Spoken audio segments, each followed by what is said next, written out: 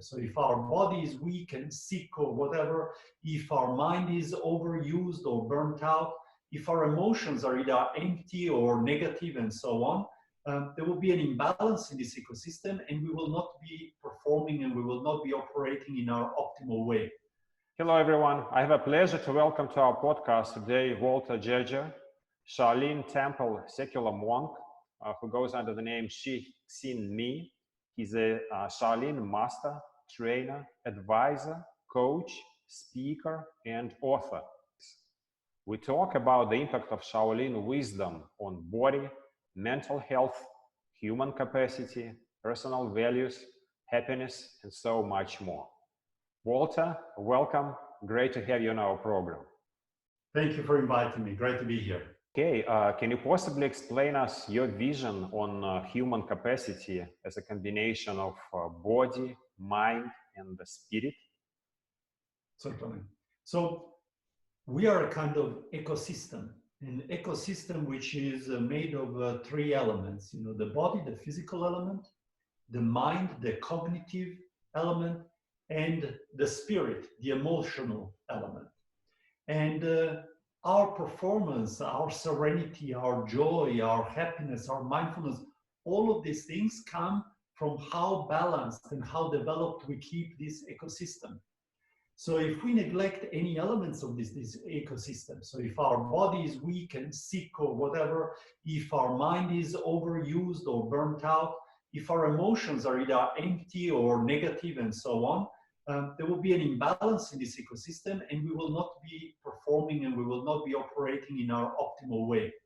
So optimizing ourselves means to consciously take care of your body, training, exercising, resting, eating healthy foods and so on, consciously taking care of your mind, meditating, learning, using but not overusing and so on, and consciously taking care of your spirit. Experiencing positive emotions, focusing on good feelings, not on negative feelings, looking for things where you can grow, not for toxic relationships or toxic environments and so on. And through the nurturing of these three elements, we keep ourselves in the best possible condition. And the moment we are in the best possible condition, we automatically become the best version of ourselves we can be. To apply to everything we do, we will be the best father, the best manager, the best sports person, and so on and so forth. So in Shaolin, we think that your first responsibility is to take care of yourself, take care of your ecosystem. Because if you make this ecosystem as healthy as possible, you automatically will do better in everything that you do, in your professional sphere, in your family, and so on. Okay, very interesting. Thank you. Which brings me to the next topic, kind of related to the first one. The life of most people in the Western world has become very comfortable over the last several decades. You just press the button and you get your food delivered to your door. And at the same time, the number of people with clinical depression and anxiety has grown dramatically over the last several decades. How do you explain this? And what practical advice can you give people who feel very depressed or anxious?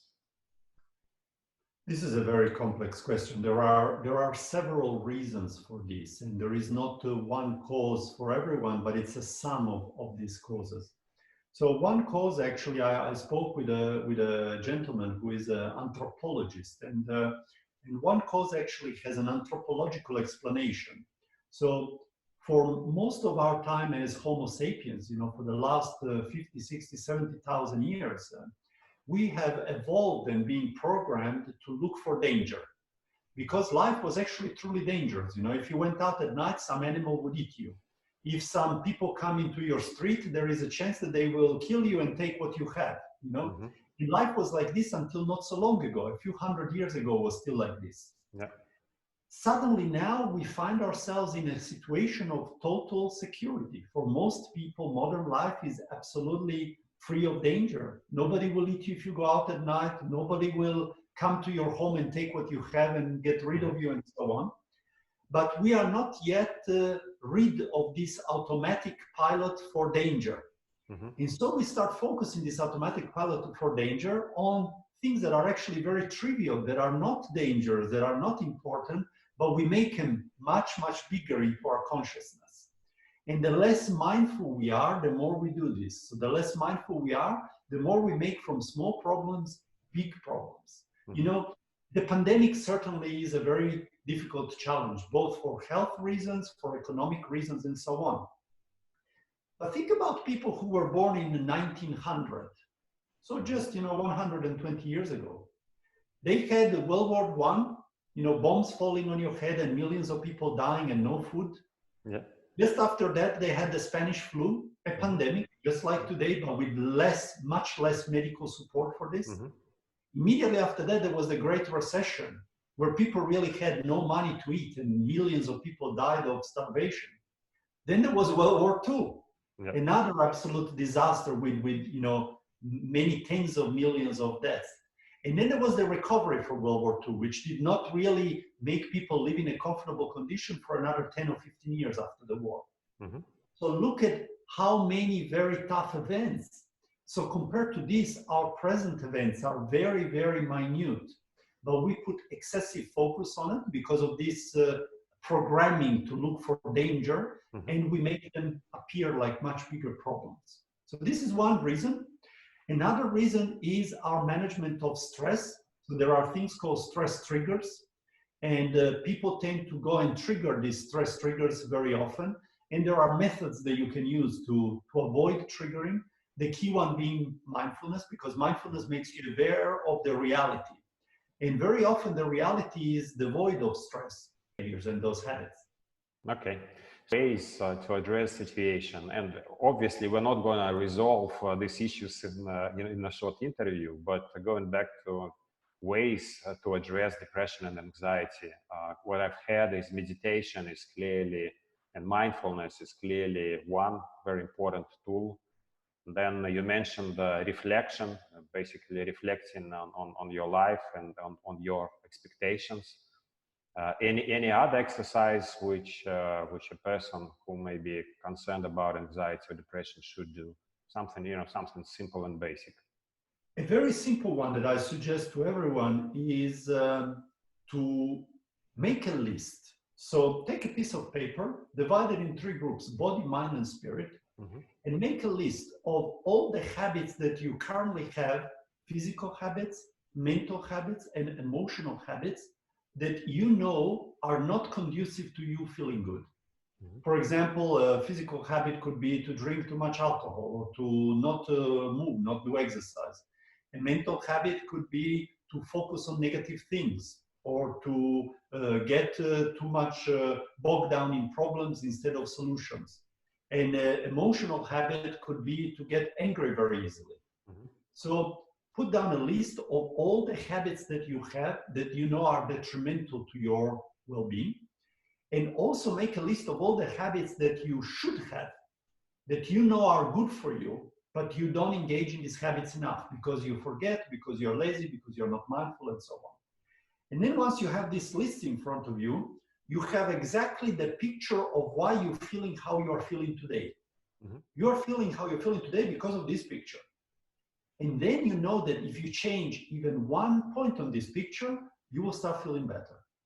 So choose one habit. It can be one habit that you want to include, or it can be one habit that you want to eliminate.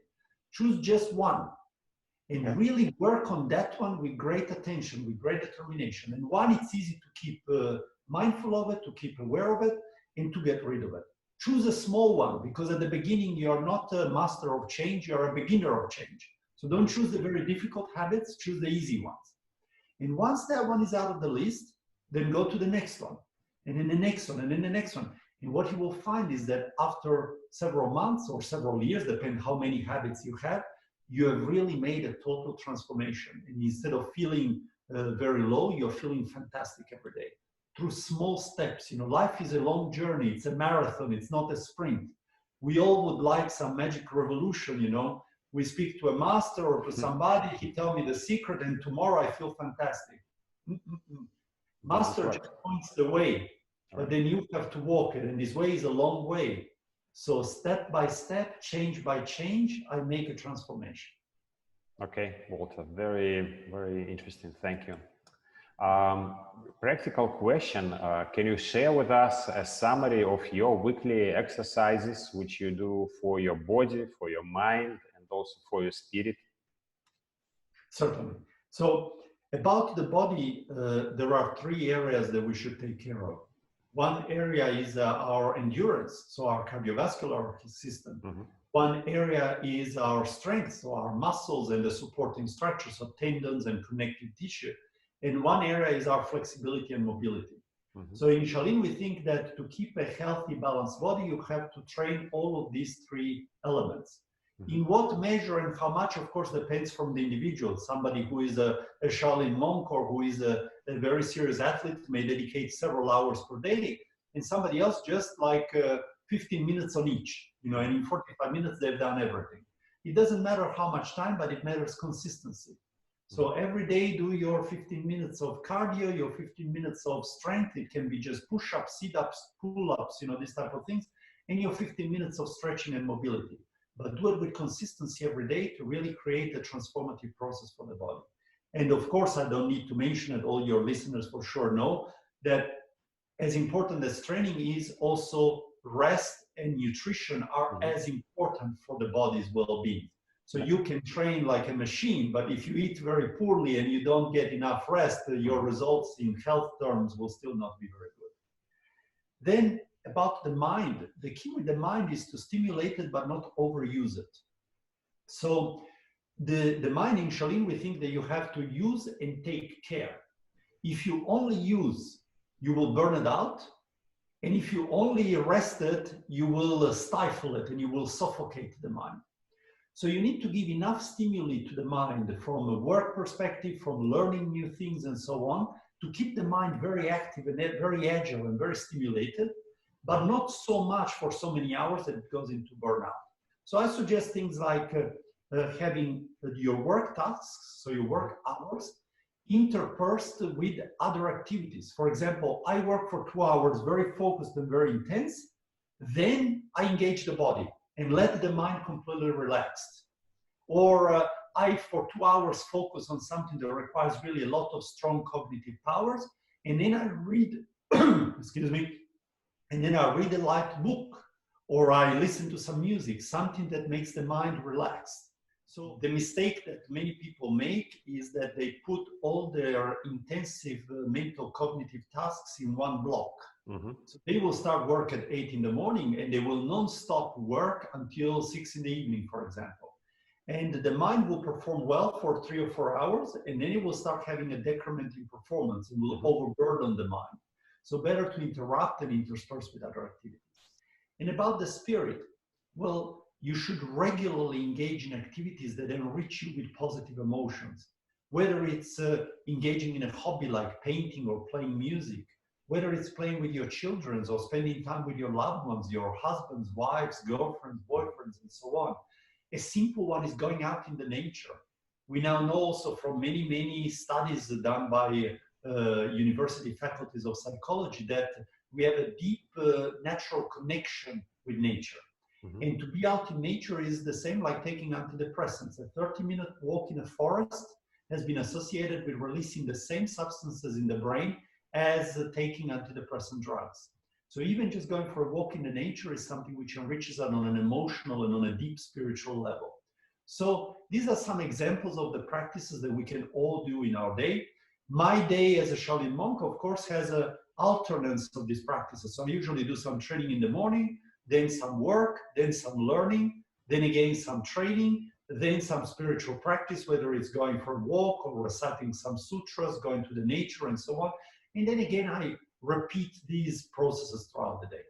Okay, very, very clear. Thanks very much. Just, think of someone who actually followed your advice and what kind of changes that person managed to introduce to his or her life. Oh, fortunately, I have many cases. So I've been honored to be able to accompany people in some very, very long journeys. Fortunately, in a very sad event, on his 50th birthday, he had a stroke. I think you know what stroke is. Sure. And he woke up from the coma with half his body paralyzed, unable to speak, with almost no coordination, hardly able to stand, using a wheelchair. And in one moment, his life went from a fit, successful, wealthy, charismatic businessman of 50 to a vegetable on a wheelchair, with the wife had to give him a spoon to eat, and he's dribbling the food and not able to explain. And we adopted the same approach, no different. But of course, the habits were very different habits. Don't rely on the help. Do a little gesture. Even if today is just moving the hand 1 centimeter, the brain starts understanding how to move this hand 1 centimeter. If today is just trying to get up from the wheelchair 1 time, and it takes you 5 minutes to stand up and then sit back down, but tomorrow will take you 4.5 minutes, and then you will be able to stand up, and then maybe 1 small step, and so on. And this journey was very long. It took him 4 years, and it's still going. Of course, it will never end. But today, this gentleman can walk with a stick everywhere he wishes. Yeah. He can speak by himself, of course, still not perfect sound, but he can explain everything. Yeah. He can eat by himself. He can take shower by himself. He is now able to live a life, not a life like before, but a life. And this was an extraordinary change, and I'm always very grateful to have been part of the change and to have been able to help him, because for me is a tremendous honor to see somebody go from that condition to the present condition. Okay, very impressive stories. Thank you, Walter. One specific question on blood pressure, because many subscribers of our channel have a challenge with high blood pressure. What practical recommendations can you give to them?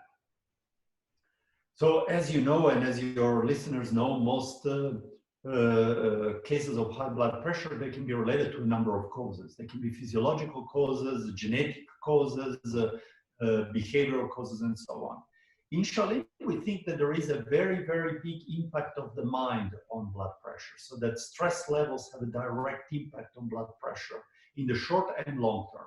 So we think that one relatively effective way for most people to reduce blood pressure is to both change their mental habits, so reduce their stress levels, that we've already mentioned in several answers how that can be done, and to engage their cardiovascular system to make it stronger.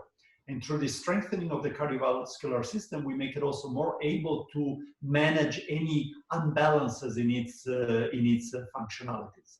So the combination of things that are, let's say, prescribed within the Shaolin medical approach to high blood pressure is very strong stress management and daily cardiovascular activity.